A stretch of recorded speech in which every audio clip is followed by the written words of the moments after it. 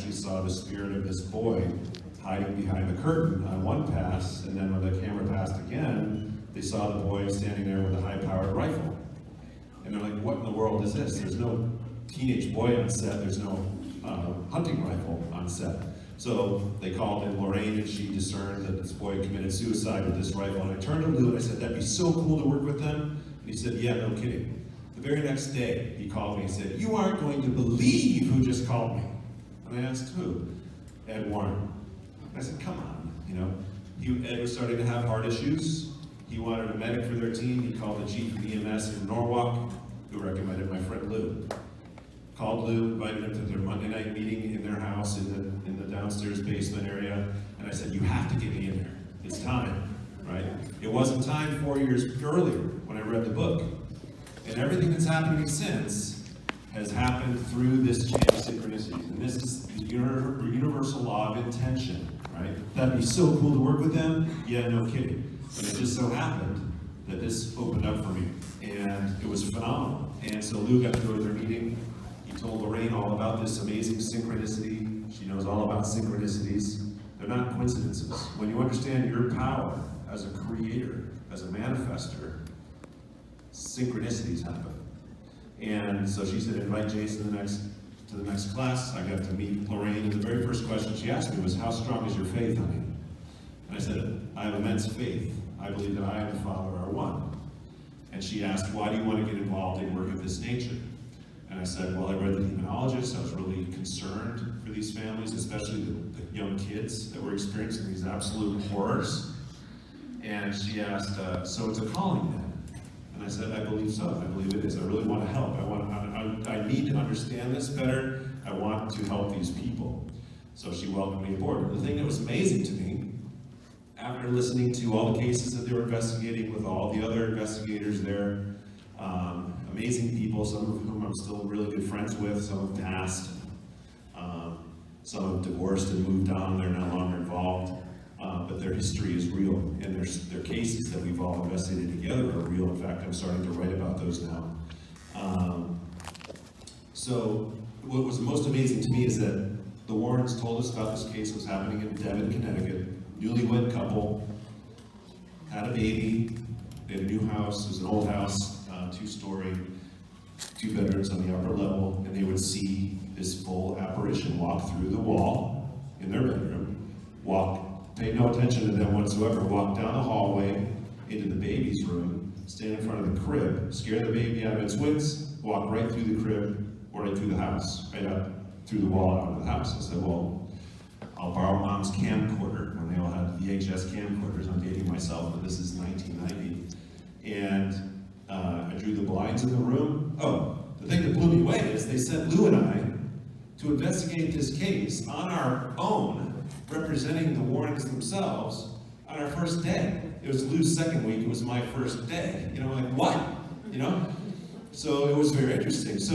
But what was really fascinating about it is I aimed the camera at the wall, I drew the blinds, I lit some candles in the room so there'd be a little bit of light, and Lou and I, and husband and wife, waited down the hallway, peering down the hall, waiting to see this apparition. My dream was going to be answered. I was going to see this full apparition walking down the hallway, right? So we're looking and waiting, and all of a sudden we hear a crack, and this big blue flash of light happened, like lightning had gone off in the room. And we all looked at each other with our jaws hanging slack. Do you see that? And we all saw it. And we're waiting. Oh, it's a portal opening, it's a vortex, something's happening, she's going to go walk down the hall. Nothing. 30 minutes, we walked into the room, we smelled an almond smell, like a sickly sweet almond smell. And we went back into the bedroom, waited. Exactly 30 minutes later, it happened again, and the smell was half as intense. Upon looking at the video cassette, there was absolutely nothing. We heard my voice saying, we've just experienced a second flash of light. We're all crushed. I thought we were going to get the great evidence of all time in our first case, and nothing at all was on the tape, except when Lou said, you hear that? I'm like, what? A heartbeat. Very faint heartbeat that we all would have missed, except Lou's a trained paramedic. He identified a specific heartbeat, and I believe it was a diarthritic heartbeat. That's a diarthritic heartbeat. And then another heartbeat. That's an arthritic heartbeat. And a third heartbeat. And he literally turned white as a ghost. There was never any body close enough to the camcorder for it to pick up the sound, nor was it sensitive enough to pick up a heartbeat inside a living body. Yet there it was, as clear as day. So I dropped the tape off the next morning, and then we waited until the next class, which was the following Monday night, and Lorraine basically said that she was there. The spirit of the woman was there, but she wasn't going to give us any evidence. Well, what was with the blue light? Anybody know? What happens in these cases is, and this is where I now approach all of this phenomena, is the pineal gland has rods and cones. It's photosensitive. It's been called the third eye for a reason throughout the millennia. It's our interdimensional connection. So what had happened is she bypassed her physical eyes and sent this blue flash right into our pineal glands. It's how we have a full color dream in a pitch black room with our eyelids shut. It's how we daydream. This is our interdimensional connection. And these entities, or spirits, or consciousness is all it is operating outside of the perception, the normal perception of the human body. So the human perception is only capable of seeing visible light. It's what's visible to us, right? Well, that's less than 1% of the electromagnetic spectrum. We can see less than 1% of the matter, space, and energy around us. And we say, well, if I can't see it, it doesn't exist, right? Well, that is ridiculous. And quantum physics has turned Newtonian physics on its ear and has proven that nothing is physical, everything is vibration. The greatest thinkers in history, Nikola Tesla and Albert Einstein, have both said that. Everything is vibration. If you want to understand the universe, think of vibration, okay? So quantum physics says that none of us are physical at all. We're electromagnetic state. But we can't perceive that because we can only see that 1%. So what this woman did was she projected that light into our third eyes. Does everybody follow me on that? It's how you hear when you're sitting in your house alone, or you're in a haunted house, or investigating a haunted house, and you hear footsteps above you, and you know no one is home. No one's up there. There's no physical weight being applied to the floorboards to make them creak, yet there is the creaking sound right in our ears. How is this happening? My mentor and friend Ed Warren always said, all hauntings begin in the mind. So if it's all perceived through the pineal gland, they're able to project the sound of the creaking floorboards. They're able to project the smell of the cigar that old Grandpa Bill used to smoke, right? Or the almondy perfume, or the heartbeat. There's no physical heartbeat there. How are we hearing a clear heartbeat? He was really spooked. And Lou has seen horrors, being a combat medic and also a paramedic. But he was really scared. But he was interested in getting involved in this. But this is how these things happen. It's all consciousness. So we are, what's your name? Mm-hmm. Okay, I shouldn't have said that. Who are you? Me? That's close. Who are you? Okay. We're not Rosalie or Stephanie or the gas station attendant or the bartender or Bob, the parent, any of that stuff. Those are all aspects of our current experience that we're having. We are formless awareness. We're consciousness. Temporarily taking physical form, even though it's not physical, to experience or express ourselves here in this third dimension, which is, again, vibration. It's a very dense vibration, right? To experience the illusion that I'm me, that you're you, that you're you, and that you're you, that nothing we do to each other affects us, and that we're not connected to each other or to nature or to our Creator. We're all basically just complete strangers and individuals with no connection, yet we're all connected. Speaking to you tonight, I'm connected to every one of you. And there's where we get into this case. The most profound thing that ever happened to me, I wanted to see a spirit, right? I wanted to see that ghost, that apparition walk down that hallway.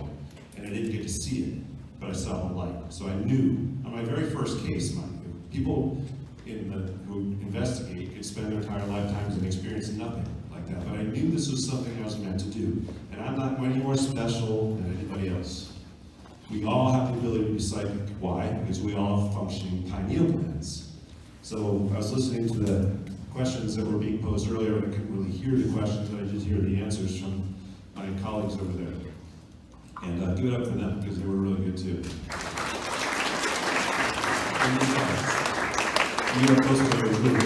So we're all here because we're seekers, right? We want to understand things. You're all here because you want to understand things a little bit better. And it just so happens that some of us have experienced things that we can relate to tonight. And I'm really pressed for time, so I usually go on for half a day or a full day, because there's so much information. But I wanted to experience it. So I went on several cases with the Warrens. Ed took me in my first demonic case, and I didn't run out of there screaming. I just stood there and I was trying to discern, as Lorraine asked. She said, the more you're involved in cases of this nature, honey, the more your sensitivities will increase. And we'll see what those become. Oh, yeah. The pineal gland becomes calcified as we grow older. It's the size of a pea in most people. It's in the center of the left and right hemispheres of the brain. It is the interdimensional conduit that gives us our creativity. It gives us our connection to Creator. If we have one, we all have one, but we just need to remember that there is something much greater that we're all part of. It's the ocean, if you will, the Creator, the quantum field, the cosmic field is the ocean, and we're just the droplet. We're all droplets in the ocean.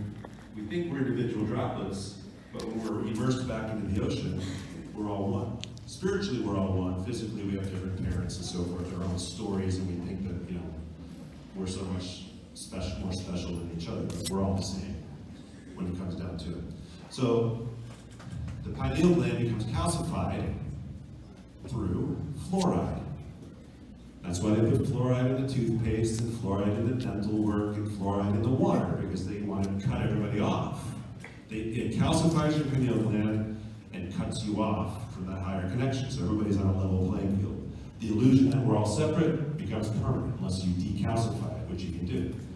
Children have a functional pineal gland. They can see invisible friends, they can see spirits. It's just a natural function, okay? Just like the little girl in my dark siege case, she was able to perceive the spirit in the cemetery, which began this horror for this family. And it becomes calcified. So fluoride is the reason, and also, like Debbie was saying, when you're meant to grow up, well, these things aren't real now, it's time to focus on reality. Well, that is reality. We're in a multi-dimensional reality. We are multi-dimensional beings existing on multiple dimensions simultaneously, right? And we're in a soup of frequencies, so we can't see more than that 1%. So when people say they're ghost hunters, that really gets me, because we don't hunt humans. What do we think we're hunting ghosts for? And if we can only perceive 1%, and they can perceive 100%, who's really hunting who? I really like to make a graphic and have like all these monsters standing behind it, those ghost investigators with little flashlights, because they can see them. They're all around us, right? Every one of us has spirits around us, and most of them are good, guardians and guides and angelic beings, loved ones who are looking out for us, ancestors, all that stuff. But we can also very easily pick up other entities. And it's not just human and demonic, right? We're in a multi-dimensional universe. We have interdimensional beings, and the stuff that we've encountered is incredible. It's just like Call of Cthulhu type of stuff. Is anybody familiar with that? Cthulhu stuff? Crazy. The things that are out there. And we have the ability to defend ourselves from these things. It's all vibration. So if we're loving, kind, heart-centered, compassionate individuals, that is our polarity. If we're hateful and vengeful and nasty and egoic and all the negative emotions, right? Fear is one of those, which is really the guiding force behind all of it. What do we attract into our lives? Your intention is everything. Always. Especially when it comes down to Ouija boards. That's a whole other subject. But Ouija boards, if you're intending to open a conduit of communication or a channel of communication with an entity, and you're actually using a physical device, the reason Ouija boards are so dangerous, in my opinion, I always call it the most dangerous piece of negative occult paraphernalia there is, and for good reason. So you're holding the planchette, and you are invoking, or you're evoking, meaning you're bringing to you entities by calling them out, or you're invoking them by saying, use my hands.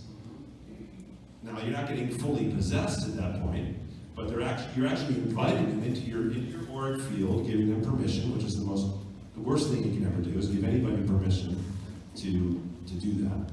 But you're creating a very dangerous situation. It's the most dangerous because no other device allows you to use your hands. Right? Well, pendulum is different, but you're usually doing your own higher self, your only higher consciousness or spirit, right? Your guides. You're issuing a statement with a bullhorn. Are there any spirits out there who wish to communicate with me? Well, where's here defined?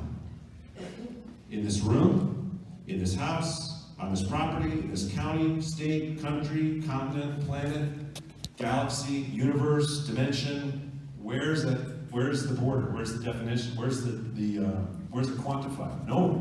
So you're giving a blanket invitation to any of these entities that are around us all over the place outside of that 1% that we can perceive, and we think, oh, nothing happened. So what are the chances that something happened, but you can't see it, just because you can see that 1%? And there's a good chance nothing will happen.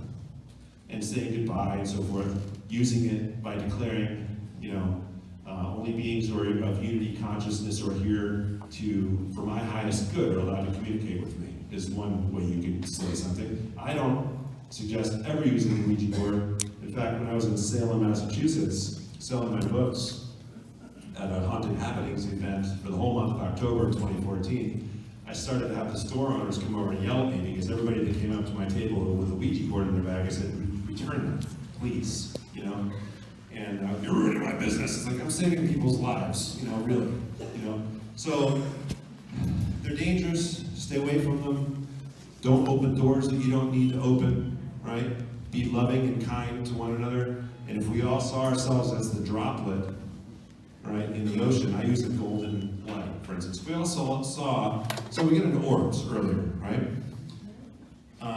By synchronicity. My entire freshman class at Eastern Connecticut State U had to read Life After Life by Dr. Raymond Moody, a book about near-death experiences. Why in the world would an entire freshman class have to read a book for required reading in English 101 about near-death experiences? Does that sound bizarre? It sounds bizarre to me.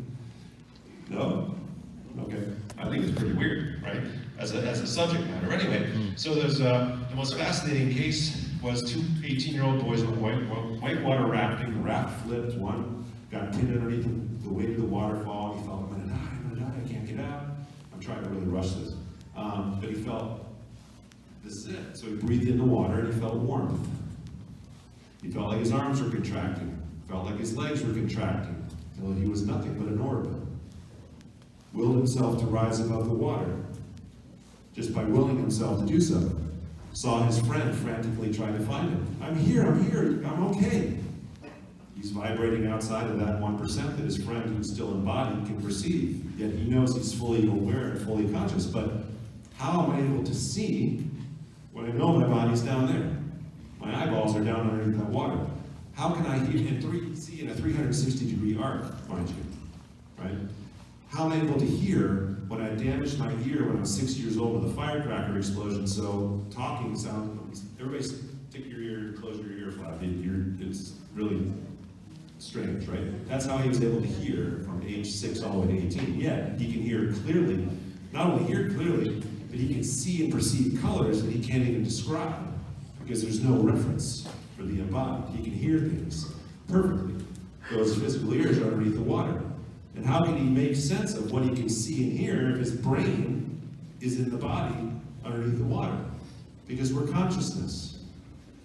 And when you're outside of this insulated body, you're able to perceive far more than that 1%. And you can't even relate it when you come back from a near-death experience because there's no frame of reference. How do you describe a color that doesn't exist that we can see? Okay, so we're multidimensional beings, we're conscious awareness, no matter what happens to the body, we are completely unscathed. So I'd always use this analogy, if the roof collapsed here, right now, we'd all be crushed, right? Most of us would return to Source, Creator, because that's our goal. I intend, should I find myself outside of my body, I choose to return home to my Creator. That's one thing I always say all the time, okay? But we'd all realize, wow, I'm still alive. I'm still me. Yeah, I can perceive so much more. There's all these geometric patterns, and we see if we could see all the spirits around us right now, we'd probably really freak out, right? But these are just entities that are vibrating outside of our range of frequencies to decode. Okay, you with me? I'm really rushing this, right? Because normally I can take a long, long time. So, we went, take my time? All right, I'll take my time.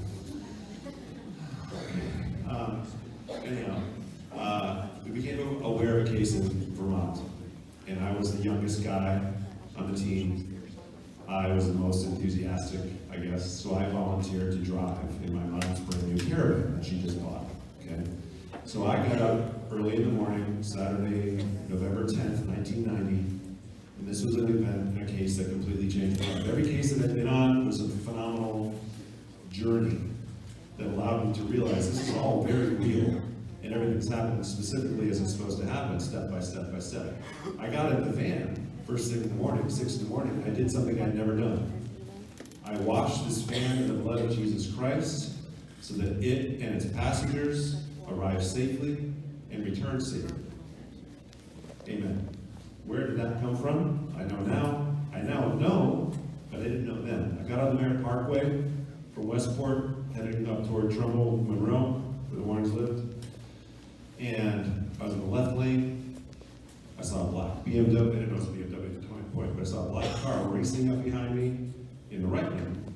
I said, okay, he's in a sports car. He's just going to blow by me. And he pulled right parallel to me. I'm like, what? I'm very cautious, paying attention. Why is this guy right there? Goes up further, 2 car lengths ahead, and just stays there instead of just screaming beyond me. I thought that was bizarre. Then the car started to vibrate, started to shake, started to fishtail, right? Right into my lane, plowed right into him at a 90-degree angle, blew his window out. He said it was like I hit solid ice. November 10th. State police came, the van was drivable, I was unharmed, the guy was unharmed, and they said there's no ice on the road, they don't understand what happened, the guy was at fault. I was really upset that Mom was going to kill me because the van got smashed, ran in, but by the time I got off the road to the Fairfield payphone to call the Warrens, there were no cell phones back then, 45 minutes late, and I told Lorraine what had happened, and she almost called the whole investigation off. And she realized that something took control of that car and flung it in front of the vehicle, preventing me from getting there on time, maybe trying to injure me, trying to prevent us from getting up there. So I arrived late, I pull up, and Johnny Zaffis was there because he was working with the Warrens at the time, as were about 4 or 5 other people, and he's drinking his coffee, and everybody's looking at their watch, making fun of me, thinking that I overslept or something. But when I walked inside, Ed asked me very seriously, he said, do you still feel capable of going? Are you willing to continue? I said, sure. He said, I see, Lorraine, I told you it was tough. My shoulder. He was always making jokes. Why? Jokes raise the vibration, frequency, love, laughter, okay? Raise the vibration. Make yourself less vulnerable to these spirits. Anyway, we got up to the house, all the way up from Vermont. The family had fled days earlier. We're in the field taking photos.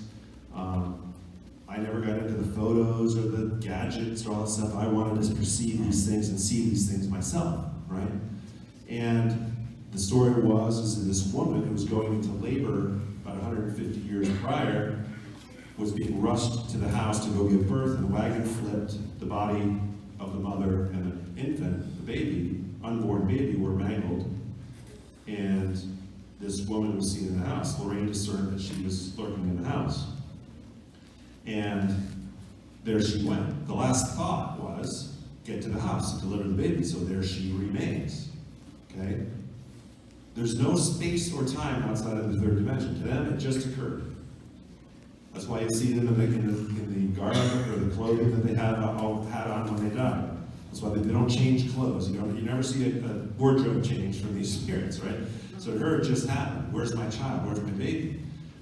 And that's why she was in the house. There were other very dark spirits in there as well. And it always said that they always come in to ruin the party and siphon off the energy of the other human spirits and to kind of use them as, slaves, like talking about human trafficking, right? Soul trafficking. So we were in the field, and I felt like she was behind me. Everybody else was walking out toward the house again, so we were going to go and try to initiate communication. And I turned around, and this is what changed my life. I turned around and I said, come back to the house with us. Couldn't see her, right? But to her, he can see me, right? I made a connection with him. I didn't know it at the time, but we had a connection, okay? We're all connected, and we're connected to that point. So when we're initiating communication inside this huge, I have the audio cassette. In fact, every time I do a show, I said, I have the audio cassette, I should have brought it to play it. I'll do that next time, I swear. And you'll hear it. Remind me. So they've been to several of my presentations before. Awesome. And anyway, so we got inside where there's a huge Amish farm table. Ed, Lorraine, myself, and Andy, John, this guy Joe Hayjack, he's no longer with us, but Donna and Joe, we call him Ecto Joe because he got great ectoplasm photographs coming off, this ectoplasm coming off of him and two of the other investigators, when the three of them were together for some reason, but never when they were apart. Anyhow, Lorraine was seeing this man walk in with a black top hat, the woman, Andy or Drew, she always called him Andy, his name is Andrew. He doesn't understand why she ever called him Andy, and I ended up calling him Andy, so it's a big joke. But I want to see, I said, I want to see these spirits. I want to see this and see the apparition and see their likeness, And instead, Ed's asking if there are any spirits here, lift the table, right? And the table started to shake. Then it started to wobble. Then it started to really shake like the car did, right? Then it started to bouncing. Literally, this thing's bouncing. You hear the tape bouncing on all four legs. And Joe Hayjack's going, it's coming, and he's freaking out, and Donna's saying, calm down, and all of a sudden my jaw dropped, and tears just streamed down my face. Lorraine, the sadness, I said, it was a grief that changed my life. Guys can hold back tears, right? This was overcoming me, and literally just cried my eyes out. And that changed my life forever. It'd be one thing to see a spirit, which I've still never done. 30 years now. Okay? But the emotion and the grief and the sadness that this woman felt because she had lost her child. Where's my baby? Can you imagine going to give birth, ladies? And you all of a sudden, there's no baby in your body. Where's my baby? And there she remained in anguish. And it got really hairy throughout the night, and we eventually left because people were being eased down, literally like being pushed gently down the stairs. Like, get out. We don't want you here. So Lorraine called it. She said, this is getting dangerous. We need to get out of here before somebody gets hurt. But when we went to go put our shoes on, is when I started crying her eyes out again. Happened twice more in the car on the way down. I turned on the dome light, tears streaming down my face. So they prayed for me and white lighted me and that type of thing. We had this connection. She and I. She wanted help. Don't leave, turn back. So at the time, I was writing a column called Hauntings for the Sacred Heart University Spectrum newspaper when I was working with the Warrens about all the cases that were going on, including this. And I was writing about it the next day in my home, and I called Lorraine and I said, that was really, really fascinating. When we go back, we haven't even unpacked it. We didn't even look at any of the footage we recorded. And of course, that made perfect sense, and I said, have a great night. I'll see you tomorrow night at the meeting. I called back 2 minutes later. Lorraine, I really strongly feel like we need to go back there, right? We don't have permission to return, Jason, We'll go over this tomorrow night. It's, late, I'm going to go to sleep now. See you tomorrow, bye-bye. 2 minutes later, I call back. Lorraine, Jason, right? Are you writing about this for your column? And I said, yes. You're drawing her right to you. Call Lorraine, come out. I didn't know how to help her. Now I do. So, that's it. Good night. How much time do I have? Where's Rob? I'm going to keep going until midnight, whether you like it or not, too bad. Anyhow. Thank you, Spirit. So, it's funny, it's amazing to experience these things. And I'm so blessed and so privileged to have been able to work alongside of two remarkable people. Let's give it up for the Warrens. Everybody give it up.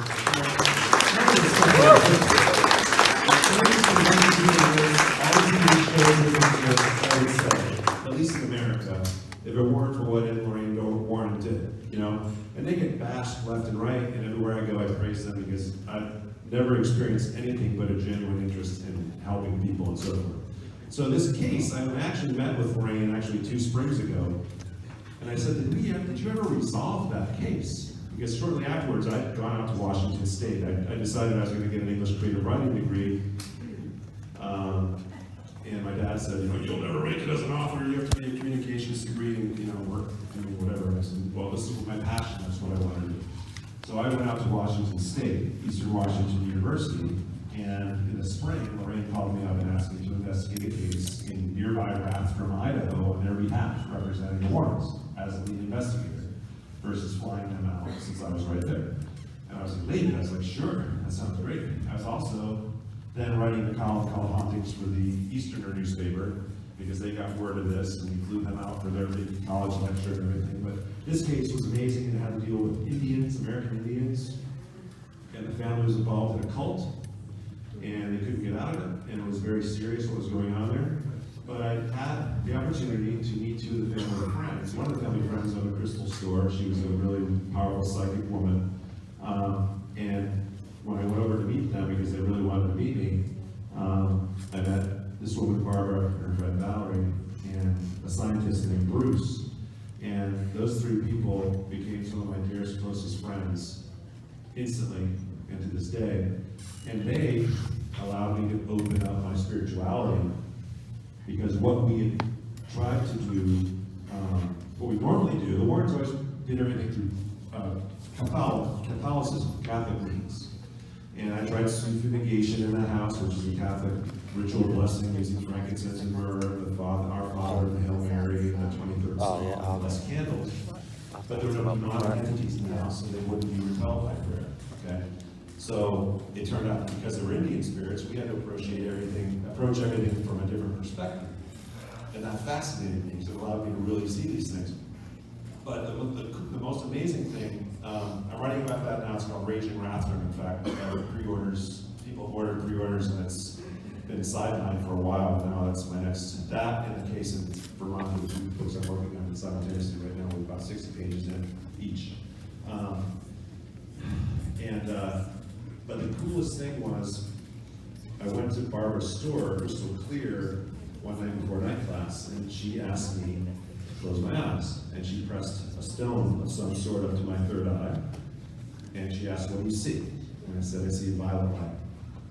And after about 5 minutes, she asked, what do you see now? And I said, I see a white light. She said, you're a good boy. And then I went to night class, whatever that is.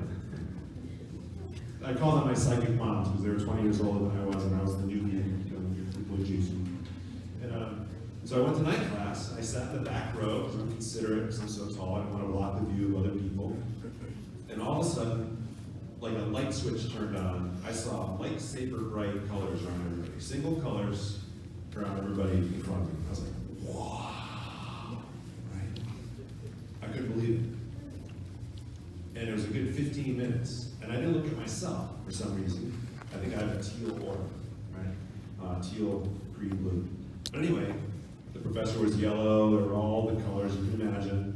And after about 15 minutes later, I decided I better turn this off. I need to focus on the lesson, and that's kind of distracting me. It wasn't because I was afraid. In fact, I was elated. I was like, this is real. It's real. When people get an auric field, which is very important. For some reason, I was able to see one color, but we have a mental field, an emotional field, and a spiritual field. Right? And depending on your spiritual connection to Creator or God or whoever you want to call that higher power, or Jesus or the angels or anybody, that dictates how strong that field is. And that's one layer of defense.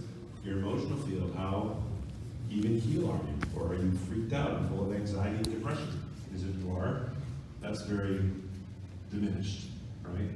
It's emotional, mental, and spiritual. Anyway, I turned it off. I've never to this day been able to turn it back on. Never.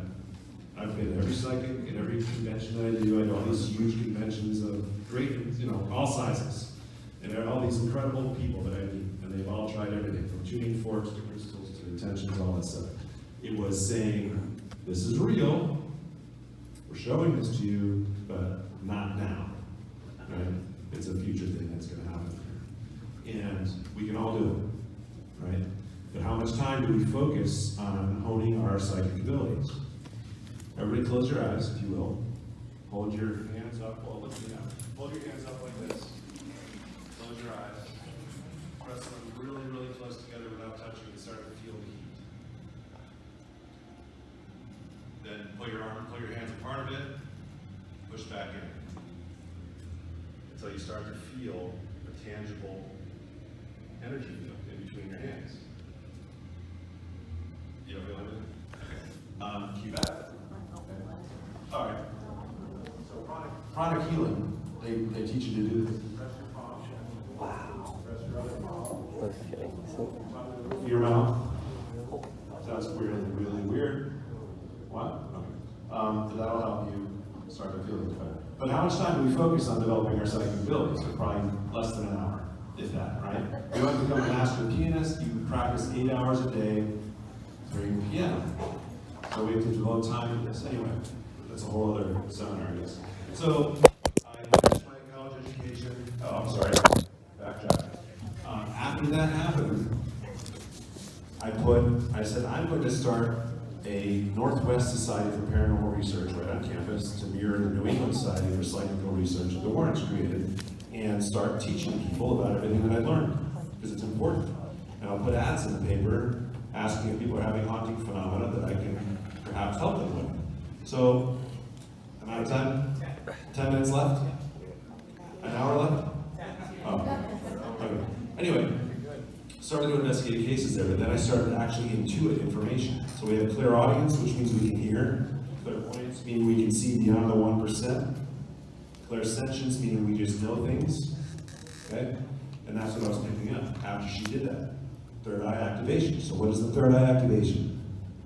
Our interdimensional connection. So I was picking up information. And I'd say, wow, I'm really amazing. I just picked that information up. I just picked it up. I got a letter from a woman. It was a handwritten letter in the mail. I just buried my husband. We see him in the house every night. I don't know what to do about it. Need you help? Okay? I'll take Valerie with me, the other one of my psychic moms. And she went with me, walked inside, and I said, your husband won't cross over because he feels very guilty about something that he's done. So let's get the whole family together. We'll ask him to sit down in front of one person, and they'll make their peace, and we'll go in a circle until everybody's done. And I said, who is Cat? And she said, well, that's what he called me. That's the nickname he called me. Where did that come from? It was just, okay, makes sense. He wants to start with you, his wife. So it was all great. I didn't say goodbye to you, Daddy, I love you, all those types of things. It got to one 14-year-old grandson who just said, I'll never forgive you for what you did to me. Like, he's shouting at him right there. And I was looking at Valerie and I said, well, that's it. And it took about we told him, we said, obviously it's very personal. Nobody else needs to know about what exactly it was, but in order for your grandfather to be at peace, you need to love him unconditionally, and you need to forgive him unconditionally. And he's like, no fucking way. Little bratty kid. And 20 minutes later, he forgave him. And he was at peace. And Valerie said he's now ready to go. Man, I didn't hear that, but she did. So I called Archangel Gabriel to take him across home to Creator, and there he went. Another case, very similar, man in the house. I walked in, I said, I see a chrome gas cap. And the son grumbled, he says, come here. And he walks into the garage, and there's a beautiful powder blue pickup in the garage, and he pulls a banana box out, and I said, that's the chrome gas cap, and you put a lockable gas cap on there, didn't you? And he said, yeah. He said, he restored this truck for the last how many years? He said, like 8. He said, he wants this truck exactly the way he left it. He won't until you put that freaking gas cap back on. Something as simple as that, right? So, we don't cross over if we have unfinished business. If we feel like we've wronged somebody, we need to make connections. But how many can actually really make connections? How long will they stick around? To them, it just happened, mind you. No time or space outside of the third dimension. I need to have little Billy forgive me, right? I was drunk or whatever I did. did, I smacked him or whatever it was. We don't know what it was, none of our business, right? But I started to do those things, and I didn't ever once say, "Oh, I am so wonderful and great." It was just like, this is what I've been chosen to do. It's the calling, and it's something that I've been really meant to do, you know? And I just accepted it. And like the Warrens, we didn't charge anybody for any of our services and so forth. They said we'd be laughing stock of the world if we charged people to really want to see spirits because we receive 1%, right? So anyhow, I graduated college, went back to Westport, Connecticut. I decided I'm going to create a seminar about everything I've learned from the Warrens, everything I've learned in Washington, put them together and call it Transcendence, transcending what we think we know about reality. And I put it in a newspaper, and I was contacted by a family, by a woman who was terrified and literally crying on the phone, talking about the horrors that she and her family are experiencing. They had no idea anybody could help them. No idea that they could even reach out to anybody, nor did they know that they could be helped. And that turned out to be what I decided to write about finally after 20 years of no activity in a book called Dark Siege, A Connecticut Family's Nightmare. How much time do I have? 5 minutes. So, we were never going to discuss this case. They wanted no recognition. Some of the worst, most terrible cases in the world are cases that you will never hear about for that very reason, because they do not want recognition. They don't want it to come back after them. And it is a horror beyond horrors when you experience cases of this nature. And they're rare, but they happen, and they're happening more now, more than ever. And in fact, I decided, I got on Facebook for the first time, I think it was 2011 or 12, and I saw all these paranormal groups out there with their sunglasses and their t-shirts and their baseball hats and XYZ paranormal. And I'm like, and then I heard they were using Ouija boards in people's homes. And I said, you know, what in the freaking world what parallel reality did I just stumble into?